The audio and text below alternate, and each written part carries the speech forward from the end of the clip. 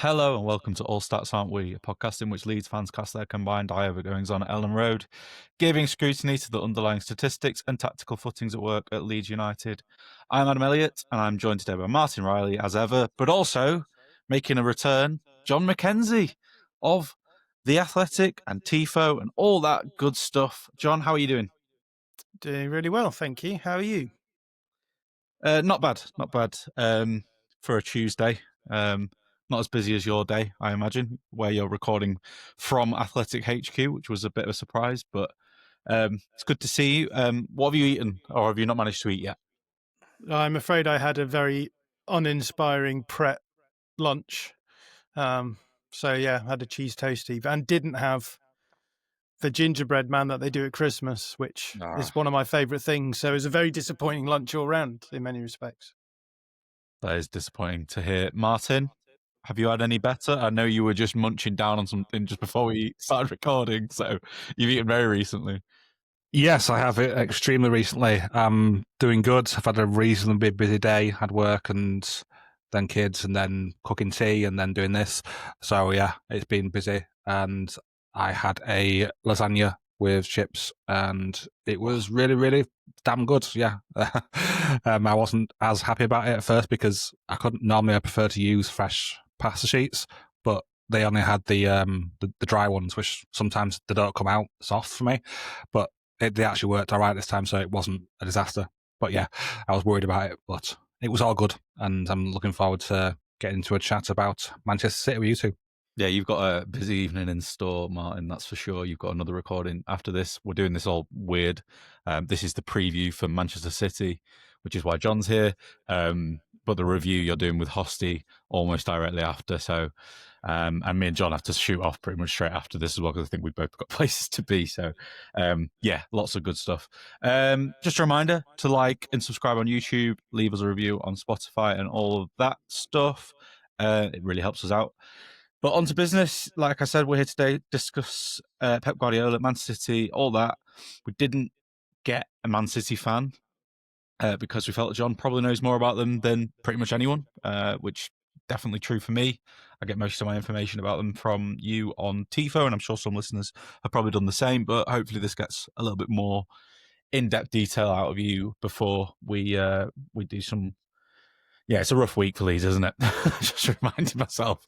You've got Liverpool and Chelsea as well. So it's a really horrible time, and we are in the relegation zone. It's a rough time for Leeds when I'm doing content on them in the week. So yeah, you posted something in our group chat yesterday as well, which was a bit depressing too. Martin, on this running order, apparently I've got to sing, but I don't want to do it. So can you do it? No, I can't remember the lyrics. If I'm totally honest, I thought you knew them. I should have prepared them. We beat Man City with a Dallas goal, isn't it? Yeah, that's it. Yeah, I'm not doing that unbelievable, feat from Bielsa that was definitely not lucky or variance in any way, shape, or form. What anyway, was it? We beat Man City. Was that the way it went? We beat Man City with a Dallas goal. There you go. It's the best I can do. That's as good as it's getting before we get copyrighted. So let's get straight into this then, John. The current state of Man City, obviously Pep Guardiola is the longest serving Premier League manager by quite a distance now. I think this is his 10th season or his 9th season, something like that. It's been a very long old time. And yeah, how things been going for him and them in recent years. I think most people know that they've won numerous titles, but they didn't last season. Can you explain maybe why that happened and maybe why they might not win the league this season as well, based on how the start's gone? Yeah, it's an interesting story, I think, because we arrive at the present day, and maybe the most interesting tactical juncture that we've had in the Premier League, at least for a good long time, because the Premier League has been dominated by Guardiola over those 9 seasons, as you say. It's funny because I was looking through some Opta data before. I was wanting to have a look at Liverpool's field tilt. And for people who don't know, field tilt is just essentially the ratio of how many passes you have in your in the opposition's final third against the opponent's passes in your final third, if that makes sense. So essentially, it just shows you how dominant teams are in terms of territorial possession. So teams like Man City, as you know, they like to, well, in the past, they like to pin teams back force them very, very deep into their own penalty area, and control games from there. And what we can see if you look through the history is that Guardiola's Man City have for the last 7 seasons, I guess, that's as far back as our data goes, have had the highest field tilt in the Premier League quite comfortably, over 70%, often up to 75% in some seasons. But this season, it's dropped down to 60%. So already indications that what City are doing is slightly different to what they've been doing in the past, or at least maybe their dominance has declined a little bit relative to what they did in the past. And yeah, we saw a lot of that coming out essentially last season, when I think it was pretty clear that what was happening was that City's midfield were not able to cope with the physical demands of the Premier League. And so opponents were starting to cut through them. When you're playing that aggressive football that we talked about, where you're pinning opponents deep, you're leaving a lot of space open that can be exploited if you lose the balls, exploited in counterattacks. And as a result, City had to change the way that they were playing. And the big question, I guess, coming into this season was that just because City's squad had aged out, or was there something more intrinsic and tactical that was going on? Is it now the case that it's much harder for you to play against teams using those kind of tactics? And I think it's pretty clear from this point that it's probably closer to the latter than the former, because they've brought in a lot of younger players and still aren't able to maybe play the way that they were playing before. And which suggests, I think, that approach has had to evolve. And maybe the best example of an evolution away from that, or at least an evolution within that, is Arteta's Arsenal, where they focus much more on the physicality and the defensive aspects of the game, and then they rely on things like set pieces to make the difference for them. When it comes to open play chance creation, they're a little bit lower, but they can bump up those goals with set pieces as well. So yeah, that's sort of the state of play, I would say, that we're in. We're still sort of waiting to see what City are going to look like, I think. But I think the way that I would describe what they're having to do a bit more now is operate with a little bit more tactical flexibility. So they used to be so dominant because they used to be able to just do a one-size-fits-all approach pretty much, which against some of the better sides, it wouldn't work occasionally. But for the most part, you're going to win 7 games out of 10, which is enough to win leagues. And I think what we've seen in the last in the last couple of seasons is that needle has probably dropped below that 70% win rate that Guardiola's had across the whole of his career. And so as a result, in some games, they're having to go a little bit more direct, a little bit less controlled, utilize Haaland in a different way, which is why I think Haaland has been flying this season, because this other approach that they're using suits his strengths. But yeah, so the big question, I guess, going into this is like, what version of Man City are we going to see in this game? Is it going to be similar to what we've seen in the past with Guardiola, or is it going to be this more transitional, direct approach? And do you think perhaps the reason that Man City have kind of not been as dominant, let's put it that way, in the last few seasons, and they have racked up the defeats? That's 13 defeats now in the last 50 games for Pep Guardiola in the league, which is obviously a lot more than he's used to, probably. Do you think that's more to do with Man City and maybe a state of kind of evolution into this next generation? You said they've signed quite a lot of young players. Or do you think it's simply partly down to the league itself, in terms of the bottom teams, in terms of the middling teams, has certainly risen in terms of the floor level of that, and that's part of the reason why City are finding it more difficult against a Bournemouth or an Aston Villa or a Brighton, who they've lost to this season already in a couple of those teams? So do you think that's part of it, or do you think it's a bit of a mixture of both? Yeah, I think it's definitely both. And I think, the evolution that we're talking about is very much the result of the fact that clubs at the bottom of the table are now, one, much more physically prepared to be able to play against a team like City, and two, the players that they have are much better. I mean, that's just a higher talent ceiling. A lot of people like to think that the outside of the top 4, the Premier League has gotten worse, but it's very much not the case. I think what's happened is that everyone's got better, and therefore, as a result, it feels as though everyone is of the same level, and that level is below the level of the bigger teams. Yeah, and so with that talent ceiling raised up, I think it's much harder to play control football with and on top of the fact that these players are more physical, because the opponents can now force you to play in a way that is less controlled, which means that City are already then at a disadvantage. But two, if you are trying to dominate possession high up the field and you're leaving space in behind, teams are much better able to exploit those situations in turnovers of the ball. So yeah, a combination of those two things means that I think for City they have to be they can't do that one size fits all. They have to have other solutions to these more physical, chaotic games where actually the opponent are trying to prevent structures from emerging in and out of possession. Which, I mean, those structures are generally have been the way that teams have controlled games in the past. Certainly teams like City. So if they can't fall into their structures, or if the game becomes too frenetic, then they can't control the game. So I think that's basically where we're at. That brings me on nice then. Martin, let's talk about their form a little bit, just to remind you, you're muted. So they've obviously lost 4 league games already, as I mentioned, but it has been better recently after a bit of a rough start, 2 defeats in the first 3 games. So how have they got on in the last 5, 6, 7 games sort of thing? So yeah, they've had some reasonably good form in the past few games, other than the recent loss that they've had against Newcastle. Lots of XG was created in that one, by the way. 2.5 for City and 2.3 to Newcastle, so probably could have gone either way, but I didn't actually watch that game. I wish I had now. And in the games before that, they beat Liverpool very comfortably. I did watch that, and there were parts where Liverpool were really struggling with what City were doing, and it did look different to what I remembered City being in at least in terms of the out of possession stuff.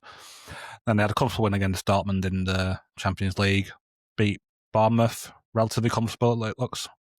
Then Villa lost to Villa 1-0. Then they had a bunch of wins before that and a draw. And early in the season, they had some struggles with Tottenham and Brighton, but it does seem like they are comfortably the second team in the league behind Arsenal, and we'll go into the data a bit later on, but it does seem like the data does bring that out as well. But Arsenal are so much far ahead of them. I think this season it's going to be difficult to catch them unless they mess up. Yeah, and as you mentioned, John, there's definitely more variance in terms of their possession numbers. Just looking at them on screen now, you got some sort of still around that sort of 69, 71, 68% mark, but then there's some right down in the 53%, 49%, 50%, 49% range. So they've definitely had a bit more variance in that sense. But it is still 11 wins in the last 15 matches overall. So they're in much better form after a bit of a shaky start, even despite the 2-1 loss to Newcastle, which was an immensely fun game for someone who enjoys watching lots of chances and shots and chaos. That's for sure. Let's talk about their summer activity a little bit then, John, and how they've been able to kind of evolve into this next step. They've made some pretty fun signings. Ryan Cherky seems to be finding his feet, that's for sure. Recently, Tijani Reinders started the season really well, but he's been on the bench recently. So what's been the reason for that? And yeah, any other signings you particularly quite liked from the summer that you think you can kind of see what Pep's trying to do in terms of the next steps? I think you have to understand the City transfer window in the context of the fact that I think last season Guardiola didn't think that his tactical approach from the previous seasons was necessarily under threat. I think he very much considered what happened last season to be, we just don't have the players, we've got injuries, we don't have the ability to be able to challenge in the way that we want to. But once we get players in, we'll be able to fall back into that old style. So yeah, you've mentioned Tijani Reinders, like a very Pep Guardiola player, right? A sort of all phases player, bit of ball carrying in there, I guess, which maybe signals this idea that he wanted to, and we saw this a few seasons ago. He wanted to bring in more ball carriers into the team because with the game going more man to man, the ability to beat your player and carry the ball distances after that is useful. But then, like, we're talking Ryan Aït-Nouri, right? Who for me feels like a really supremely technical option at left back. And again, we've seen him sort of even superseded by Nico O'Reilly in recent games. And again, that's a sort of really nice cipher for this stuff we're talking about, right? That in some situations you're going to want to play technical football. In other games, you're going to want to play physical football, and as a result, you can almost look through some of the positions with that in mind. Gianluigi Donnarumma, another really interesting example, right? Because Ederson, the goalkeeper who left, was probably the best ball playing goalkeeper in the world. So moving on from someone like Ederson, a technical ball to feet goalkeeper, to Donnarumma, who's very much, the classic goalkeeper, incredible shot stopper, brilliant for saving penalties. I think that sort of signals that City were thinking about the change in the meta, but beyond that, I think that's mainly the transfers they made, with the exception of Cherky. James Trafford as well, right? So they've got those, again, both of those goalkeepers, the more technical one, the more classical one. And so, I think that's how you have to understand this season. I think they went into it expecting to be able to just fall back on their old style of play, and then occasionally in games be like, okay, well, we'll have to be a bit more physical in this one. And I think what they found very quickly is that it wasn't going to be quite that simple.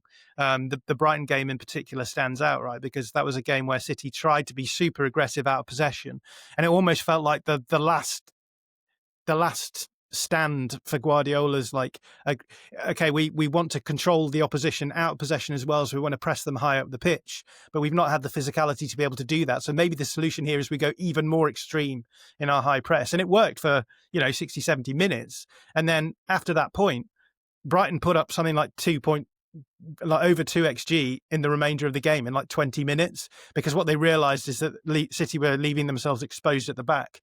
And so they started going direct towards them over the back of that press, and finding ways of triggering the jumps, and finding ways of causing problems.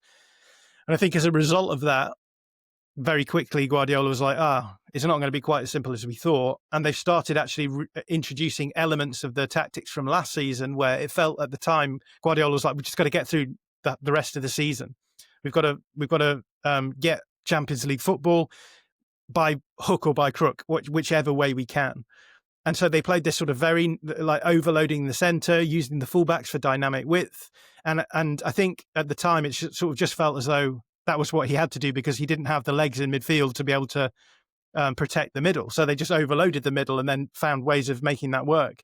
But we started seeing them use those tactics again as the season has gone on. This sort of using his wingers narrow, his eights deeper, and then drawing opponents onto them, and then attacking the spaces in behind by having their wingers drift inside and cause problems by overloading, with then the opportunity of using your fullbacks in space if the opposition fullbacks track you inside. So I think.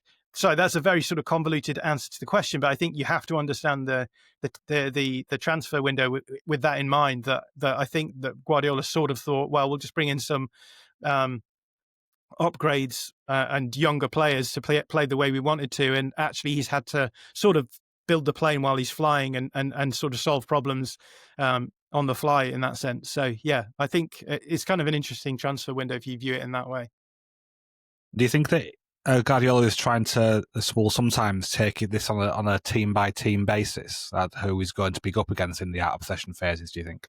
Absolutely, yeah. And I think that's what makes this such an interesting game for us to analyze, right? Because I think for me, the tactical story of Leeds this season has been they started out playing actually quite physical and aggressive football, quite direct football, utilised the strength as a squad that they built over the summer, and had a great deal of joy, I think, playing in those games, and did much better than a lot of people anticipated they would do. But as time has gone by, we've seen that tendency sort of drop off a little bit. And my colleague at The Athletic, Baron Cross, wrote a piece essentially asking the question, like, why did Leeds spend all of the summer building this physical team, which they're then not going to, they started not using in the way that it seemed that they were going to. And that one of the things he used as a cipher, he used essentially goalkeeper passing as a proxy to show how direct or not direct Leeds have been in recent games. And it's very clear, I think, if you look at the data, the goalkeeper kicking data, that the directness has just like slowly plateaued out as the season has gone on, to the extent that the three most recent away games, which were all losses, the goalkeeper is kicking long less, and also the average length of his kick is shorter. And for me, this is kind of interesting because I feel as though Leeds have everything that they need to be able to cause City problems, at least in terms of physicality and intensity. But if we try and play the way that we have been trying to play more recently, and a more patient, I guess, build-up sense, then it feels as though we're just sort of playing into City's hands, making the game much easier for them. Because if we try and control the game, City are going to be better at controlling the game. The best approach for me, at least, is to try and destabilize the game, prevent City from controlling the game. And if we can do that, then there's a good chance we can just drag them down to our level, and we'll see a lot more joy. Going off that, John. Sorry, Adam, I keep interrupting you. Okay. So going off what you're saying there, is that Gabriel will be adapt depending on the opposition. Obviously, we've recently had a very troubling game against Brighton where we didn't adapt and try to play short around the best press in this league, arguably, and we struggled massively. So, based on that, would you expect Pep to think that they're going to go quite aggressive in this one to try to exploit that issue? Yeah, I don't think that the City press is as aggressive as it has been in the past. No. I actually think it's kind of passive. I think the way that they would kill us is if we're trying to build up, we're going to try and build up in the wide areas because that's where our technical players are. And I think City are doing this really nice sort of high block almost, where they're trying to invite build up in the wide areas. When that happens, they're going to force you into the sidelines and break you down in that way. One of the things we started seeing from City this season is that they're trying to keep a +1 at the back, so an extra player in the back line because they are, I guess, vulnerable defensively. And the way that means obviously that you're going to have a -1 somewhere else on the field. We all remember the days of Bielsa. And interestingly enough, the way that City have been protecting that -1 is by having it basically on the opposite side of the pitch to the way that the opponent is building up, right? It's the obvious thing to do. So essentially what they'll do is they'll go 3 players in the midfield against the opposition 4 if they're building up with double pivot and fullbacks. And so if you go down the left-hand side, then the 3 City midfielders will, well, I guess they're the attacking forwards, but they'll shift across, go man-to-man, and then you'll leave the free player on the other side of the pitch, with the idea being it's almost impossible to access that player. So I think that's what we'll see from City. I think they will try and force us into wide areas. I think they'll know that we are going to try and build up in those wide areas. And so as a result, they are going to protect those. They'll find ways of overloading, going player to player, and I think, I don't think they'll have a huge amount of trouble doing that, which is why I think we should be more willing to just go long, hit it into a back to goal striker, and then either flick on runs in behind or knock down second balls, and then try and generate a bit of chaos from there. Fantastic stuff. Anything else on out of possession you wanted to discuss about Man City that's been different recently or that's interesting to you? Or can I ask a bit more about in possession? Yeah, I mean, with the out of possession stuff, I think it's very much a sort of evolving situation for City. They've used lots of very, very differently constructed presses and different strategies for doing the out of possession side of things. And no doubt we'll see them switching things up in the game if they feel as though there's ways of solving problems. That's the reality of the modern game at the very top level, I think, is that coaches are just so good at recognizing issues and fixing them, right? I guess we saw that at Elland Road at the weekend, right, with Unai Emery coming out on top of that tactical battle, and that's the reality of where we're at in modern football. So yeah, that would be what I would say. I think there's a possibility that City could do anything going into this game. I suspect they're going to try and bait us into building out from the back and then trap us against the sidelines. But if we start going long, no doubt they'll have a solution for that as well. Yeah, my next question was actually going to be, do you think they're going to cede possession to us and set traps, or do you think they're actually going to kind of try and impose themselves on the game? I guess this is Pep Guardiola at home against a team that are struggling and expected to struggle, so I would expect that they're going to try and dominate the ball a lot of the time. So then how would that look if they do then? Because obviously this is a new iteration of City. We've seen a few different ways they've been using for example, the fullbacks. You've already mentioned that they've got two different profiles at left back, for example. But in recent seasons, we had Gvardiol playing there, we've had Ake playing there, we've had Stones and Akanji occasionally playing at right back as well, and now we've got essentially two midfielders that have been converted into fullback roles. So how does it kind of look in that sense for City then, and why are they doing these things? And like even Foden's had a positional change this season, so even in a personnel sense, they are clearly different in terms of how they're set up, because he's playing a more central role, and Pep and Tuchel have both said, we'd probably see him more as a central player these days than a wide player. So how have they looked different this season, especially against weaker opposition where they're expected to dominate? Yeah, I mean, again, it comes down to whether or not they will dominate against us or not. I think that City have two very different approaches this season, one of which is if teams come out to press them high, rather than trying to... Because in the past, what used to happen is that teams, if teams sort of came out at you out of zonal structures that everyone used to have in the 2010s onwards, basically, if teams came to try and cause you problems in your build-up, his positional approach they could just pass through you. Essentially, they would generate these positional advantages, move the ball through the lines, and then you'd just get killed. So, and the solution to that, if you're using zonal defense, is to drop in and prevent there being such big distances between your players. But then if you're doing that, you're basically being very, very passive against their first line of build-up. And so what they would do is just chip and chip and chip and chip and just slowly edge forward, force you back. And then they've got a low block, which they can break down because they've got a team optimized to break down low blocks. The difference now is that teams are going man to man, and they're not allowing City to dominate games in the way that that teams did in the past. I think teams are just saying, we're not going to allow you to play, like force the game into your terms. We're gonna at least try and cause problems for you, and maybe we'll lose, but we're going to definitely lose if we do the other thing. So for teams now who come out against them, City are less sustainably good in build-up, I would say.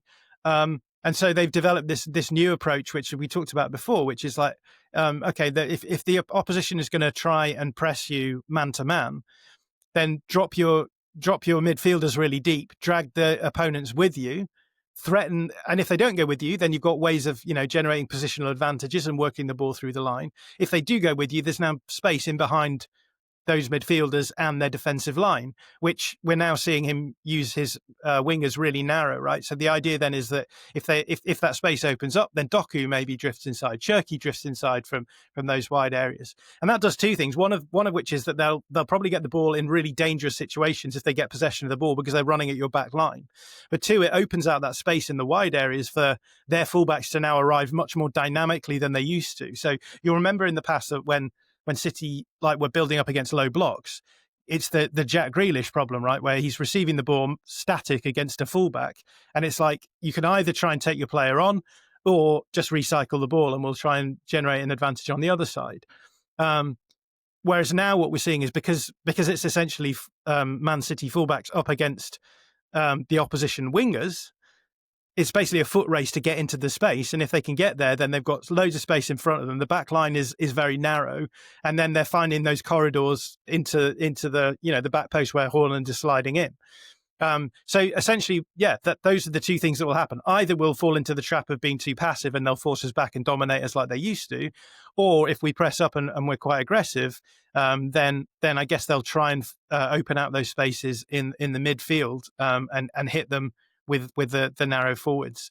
I suppose the best solution here would be trying to mid block. But again, I think with mid blocks, even with our mid block being quite aggressive, I think the City have had joy with that in the past. So I'm thinking our mid block is similar to what Palace do. And they lost that game last season before the FA Cup final, 5-2 or whatever it was. There's a danger that you can still get picked off in that approach. So it will be interesting to see what Farke does from an out of possession point of view. But yeah, I guess those are the two options. You try and mid block and hope that they don't play through you, or you try and go aggressive and hope that they aren't able to find spaces in between your midfield and defence. And the goal should be to try and generate some kind of chaos, win those second balls, and then prevent City from getting into their nice possession structures or defensive structures either way. Martin, do you want to ask anything or can I move on? No, I think John's covered it all quite nicely. Okay, based on those two scenarios, then, John, who stands out to you as the City player or City players, plural, who are most likely to cause the problems for Leeds in this game? Yeah, I mean, I guess if we're forced back into a low block, it's going to be your Dokus and your Fodens, right? Operating in small spaces, pulling apart like that. I mean, obviously the big threat is going to be Haaland, regardless, right? I think he's much more dangerous in those transitional moments rather than in those deep block moments.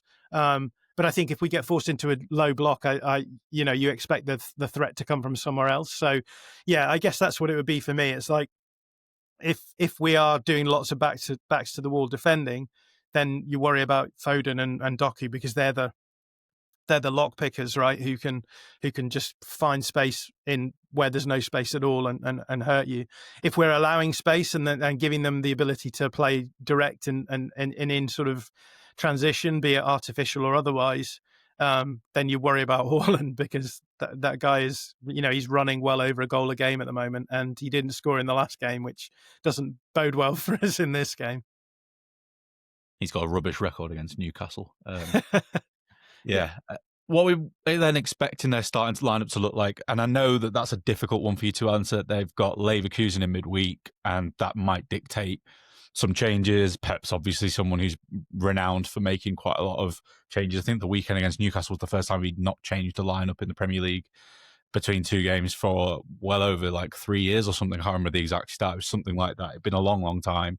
So are we expecting some changes first of all, and then what do you think those will be? Yeah, it's a good question. I mean, there will be changes. I guess the question is whether or not he thinks that Leeds is an easier prospect than Leverkusen, and how worried they are. Because I think the weird thing about the Champions League league stage now is that, you can, if you get to a certain position, it's like it doesn't make a huge amount of difference if you win or lose a game. So I guess you determine what your priorities are in the league, and then sort of run with that. I'm kind of interested to see what approach is taken in this game, because I think that he'll probably consider Leeds to be more likely to be a bit more passive, and sit a bit deeper. And if that is the case, then he'll play wide wingers and probably inverting fullbacks, or one of the fullbacks will have the ability to invert, which means we may see Ait Nouri rather than Nico O'Reilly or Mateus Nunes.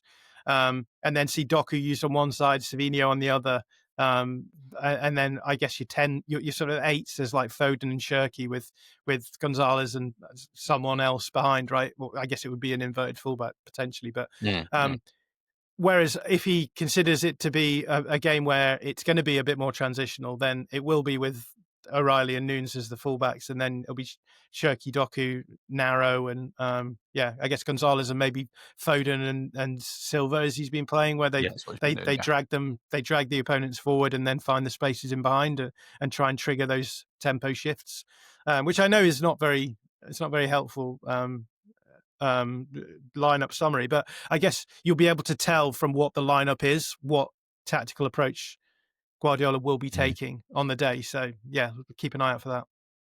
Yeah, I think that's pretty spot on, and he's not really been changing the centre-back pairing, so that's usually Diaz and Gvardiol. And I note that Gonzalez has been really, really good recently and is popping in the data as well, which brings me on nicely to ask Martin some stuff about data and statistics. Talk me through some of the things that stand out then, Martin, that back up what John's been saying. So, like I said earlier, a lot of the stuff here shows that they are second in the league, and for a reason. The XG, they are second with 22 XG, scored 24 goals from that. I'm actually surprised it's not a higher overperformance with how much Erling Haaland's been on form this season. But there we go. And set piece XG is the opposite of that, the eighth bottom for that. So, but I don't think it has been something which Pep has relied upon, isn't set pieces. Although it is pretty much in vogue this season, is set pieces. And then in terms of the other way around, the XG against, they're second as well for the XG against, 12.68 with 10 goals conceded. So that big Gigi Donnarumma coming in clutch there. that's quite good 2.7 nearly overperformance, so he's doing pretty well in that sense. But the set piece XG against is pretty solid, 6th, 3.45 with 3 goals conceded, so still a slight underperformance in that, but sorry, overperformance, but not as much as the total XG overperformance. And then the other interesting stuff, the PPDA is the 6th highest, so there are plenty of teams who are pressing higher than them. So obviously, that 6th highest is the 14th lowest. So high pressing teams will often have the lower PPDA. So theirs is relatively high in comparison with the rest of the league. So, I think it was in a similar-ish area to us. So it just really showed that the press that City have got this season has changed. It's not quite as aggressive as what it has been, like Jon was saying. But that's about all I'd found there, which is really interesting. Small bits, but that's it. Really. Yeah, maybe the only other one that popped to me there was the attack speed being the 4th slowest. They've definitely been a bit more direct. Some of their better goals this season have definitely come from more direct situations. The couple against Bournemouth that were really nice, that they just hit. They went from back to front really quickly.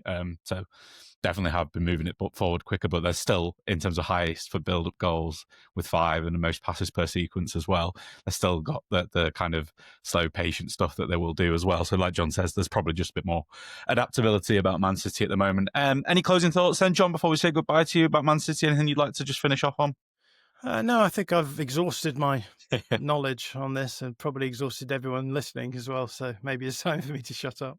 No, absolutely love your insight as always. And like we say, don't think there's any City fan that could probably do this better. So thank you very much. We'll love you and leave you if you need to go. That's absolutely fine. Thank you very much for coming. We appreciate you being here as always. Don't know when we'll next call on you. We'll see. Might be Bournemouth. We'll see. See you later. Thank you, Jon. Bye, Jon. Bye. Leeds. Leeds. Sorry to interrupt. Just a quick one. If you're enjoying the video, be sure to like and subscribe to help us keep the content coming. And if you want even more, you can support us over on patreon.com/ASAW Patreon.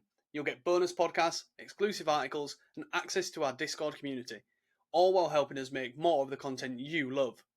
Thanks. Now let's get back to it. Right. Let's get into the Leeds part of our analysis then. Now, some really interesting stuff there from Jon Martin. But Leeds are also in an interesting spot, and I don't want to get into review stuff because you're going to do that yourself in a bit.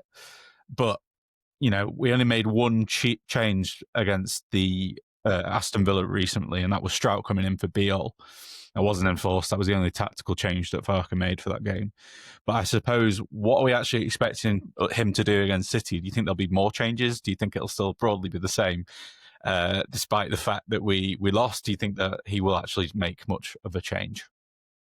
Going off his recent comments in press conferences, talking about the press conference before the Villa game, it seems unlikely that Willian Gnonto or Dan James are going to start, because all he kept mentioning was how he has to be careful with them because of the such long injury problems that they've had, even including injuries that they had last season.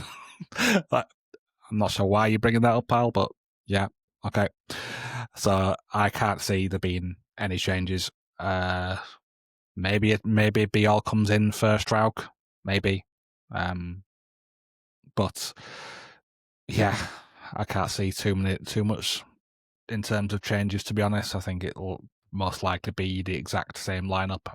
I think he probably trusts Strauk and Rodon a bit more, and maybe with the recent performances that will have reinforced him. Not to me saying that, but I would think that he would maybe just trust Strauk a bit more for these tougher games.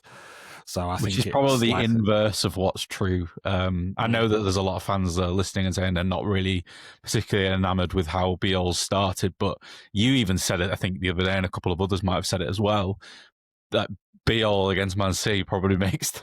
It's one of those games that actually he was probably signed more for, like an away match where we're probably still going to be sat a little bit deeper than we ordinarily would, just because of by virtue of being away at Man City, and probably the kind of game that would suit him more. But I probably agree with you. It probably will be Strauk. In terms of other things, yeah, I think Aronson probably will. I think the front three probably will stay the same because Metcha scored, and Farke was a striker in his youth, and so probably thinks that you deserve to stay in, even when someone kicks it off you into the goal. At least his confidence is up. Okafor will probably continue, even though I did think that Gnonto and James had pretty, I'd say interesting cameos. I thought they were both like mildly impressive against Villa, not excellent or anything, but like at least decent. And then the question mark then is, I think the only one is Stat, because we don't know how, if he's got a concussion, then in terms of protocol, I think he will miss this game and he'll probably be back for Chelsea in midweek. So I think that he might come out for Tanaka, but that might literally be it. I don't think there'll be anything else, which is not what I agree with, and I think you probably say the same. I think this is a game where we could make some changes, and I would like back to three see for me. Back three, 3-5-2. Start up the midfield area. Get three defenders in there. Have Okafor and Calvert-Lewin up top. Combination of the hold-up and the directness that Okafor brings, and I think that gives you the best chance you've got against City. There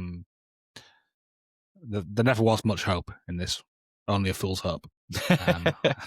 No, but you're right. Yeah. I think a 3-5-2 even makes more sense when Stack's out, because that gives you one fewer midfielders, and so it would make sense to have a midfield two, maybe a double pivot of Ampadu and Longstaff in front of a back three of Biol, Strauch and Rodon, and Biol in a position that makes the most sense for him as a central centre back that he's got the most experience of any of our players, and has plenty of experience like playing in Italy doing it and for his national team doing it. So yeah, I totally agree. But that's probably not going to happen.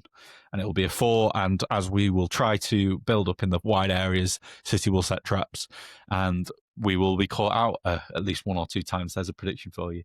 But yeah, what players are we expecting to cause City the most problems in this game? Because I think there's an obvious of like the way that John described it. You have a back to goal striker that can hold up the ball, and you have runners that can run off him to get flick-ons, or you have midfielders that can hoover up those second balls. So there's a few obvious names just based on what John said there. So what are you thinking?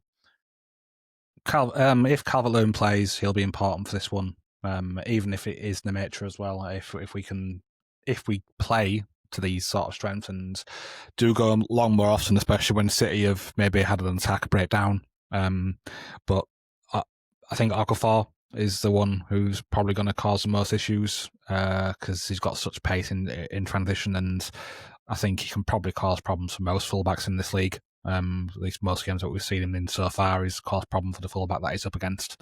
So I think Okafor would be it, and I would love to see Dan James in this one because I think he could cause problems for City, and I'm not expecting him to start because of these issues which Farke said about him not being at 100% sharpness, even though he started in the international break for Wales and scored and assisted, if I recall correctly. So yeah, it's nonsense, but that's what we're going to expect, I think. But yeah, I do think that those are the players who could cause problems, dependent on how we decide to play against them. I'll add just a couple of other bits, which is that I do think that like a midfield two of Bernardo Silva and Phil Foden in front of Nico Gonzalez is lacking a bit physically.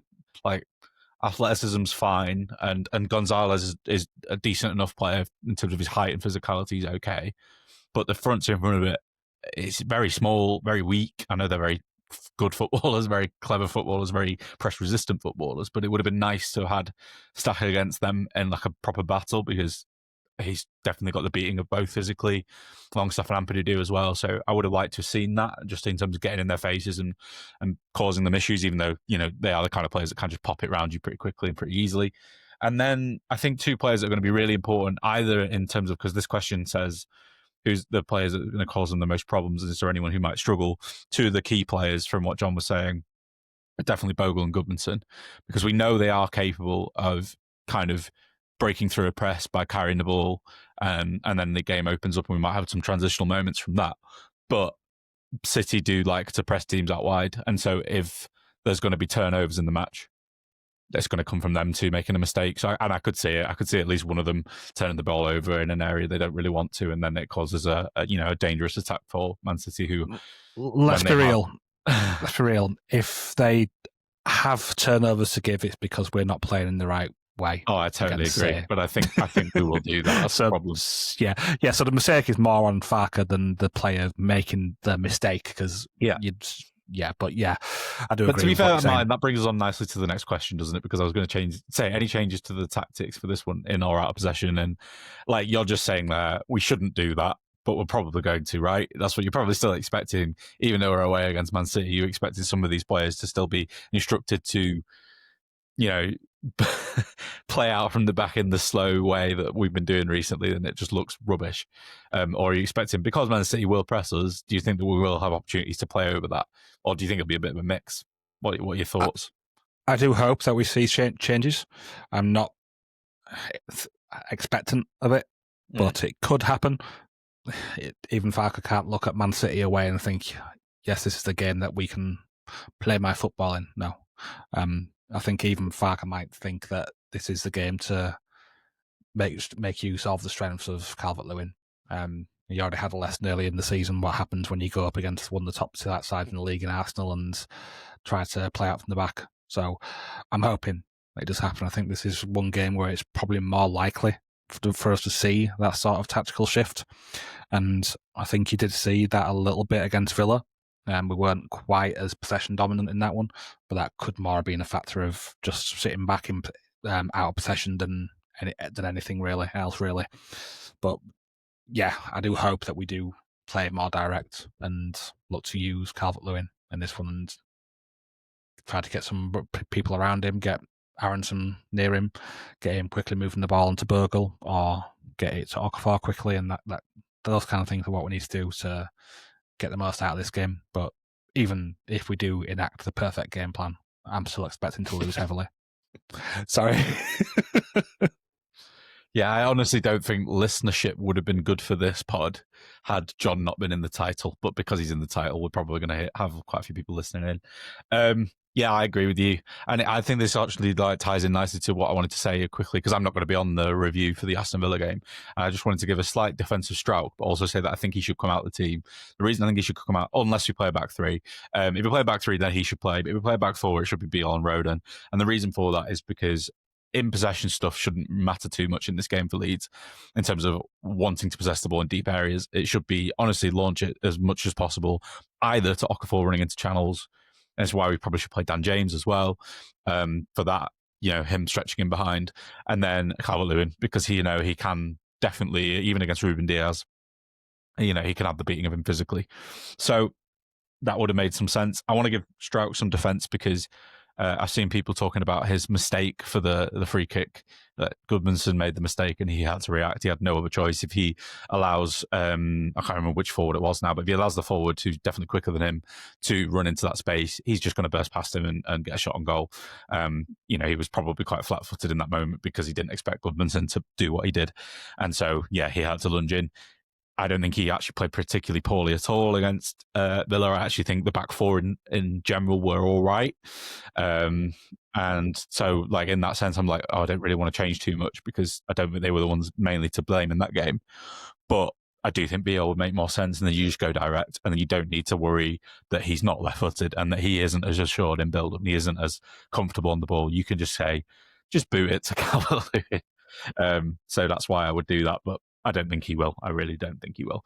But yeah, I am a little concerned that there will be moments where we're caught out in build-up phases because Farke's not getting it right at the moment.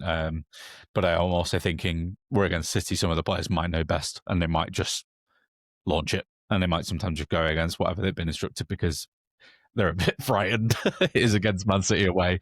I believe the last time we played there was 7-0, right? So in the relegation season. So yes. Some of them will probably still be scarred from that and wanting to avoid. Martin, you think we're going to lose? I think we're going to lose. I think nearly everyone listening is probably thinking we're going to lose, other than those Leeds fans that refuse to ever say in a prediction that that we'll lose. They will always back Leeds to get a result of some kind. But I'm not going to ask you to predict it, but what do you actually think watching this game of football will look like, and where will the game also be won or lost? The game will be dominated by Man City, both in terms of possession and in the chances that have been created. Hello, gorgeous kitty. And the game will be won or lost if Man City have a good game and their players play well, they'll win. If we get very lucky and they have a bad game, or Pep overthinks it and gets something wrong tactically, so then we could have a sniff of grabbing a point. But I do think it's largely going to be determined by how well City's players go burr, especially Erling Haaland. Yeah, we're going to score an open play goal. It's going to be a Calvert-Lewin knockdown to a midfielder who then passes the ball to Okafor, or just a straight ball to Okafor, or Calvert-Lewin directly and then flicked onto Okafor. But essentially, Okafor is going to be the key to any of our transitional moments because he's the only forward that I expect to play that has that kind of pace in behind, a bit more decisiveness in behind. So yeah, that's the main way that we might be able to get something. Set pieces, I know that they're not terrible from them, but obviously Man City don't give up that many set pieces. Maybe you've got enough height on the pitch, and Longstaff's delivery has been pretty decent, to be fair.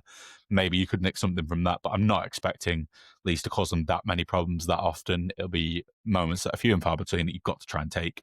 You've got to try and go ahead as well. But generally speaking, I think that even if we do, I think Man City will find a way to beat us. I don't think we're particularly organised at the back at the moment. I think there's players that have been ball watching and letting players go quite easily. Ethan Ampadu, I absolutely love you, but you've been guilty of it on a number of occasions now for quite a while. Although I actually think he played quite well against Villa after the mistake, but he definitely was a large part of the first goal, a large reason for that happening. Passing players on just hasn't been a strength of this defence, and that worries me when they've got so many players, Man City, that can move the ball around and that can hurt you. There's so many threats. Like Cherki's really coming into his own now. Doku's been arguably the best left winger in the league this season. You've obviously got Foden in a new role that's been more inspired than he was last season. Bernardo Silva's still got moments of quality in him, even though he's in his 30s now. And then I don't even have to mention Erling Haaland and how good he can be when he, given some space. Do not allow him space to run in behind, because they do go more direct now at times, and they will just do it. And even if they don't, they often have runners off him and they can go to him and he can flick the ball on. He's not great in the air, Haaland, in terms of directing the ball, but he's certainly been improving on that side of things for a while. So I think there's just so many ways that they can hurt us that no matter how our game plan is, they will still score at least once. And that's the concern that I have. I think even if you had a coach that was willing to set the game plan up perfectly, it would be difficult to envisage a world where we would get a point from this game. It's probably the second hardest game of the season. So it'd be good to get out of the way. Let's put it that way. But yeah, I think we probably will lose, and we've detailed plenty of the reasons why we think the game will be lost for Leeds. But fingers crossed, because you never know. Football is weird, and stranger things have happened. And we won with 10 men because Stuart Dallas scored a goal. But I'm not going to sing it. Anyway, I think this is the end of the pod now. I don't think there's anything else to say from either of us. But just a quick reminder that the website for our Patreon is what, Martin?